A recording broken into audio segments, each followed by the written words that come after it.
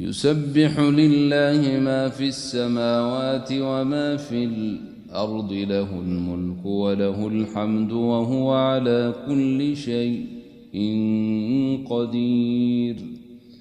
هو الذي خلقكم فمنكم كافر ومنكم مؤمن، والله بما تعملون بصير.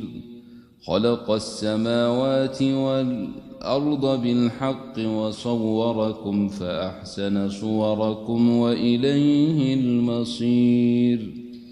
يعلم ما في السماوات والأرض ويعلم ما تسرون وما تعلنون، والله عليم بذات الصدور.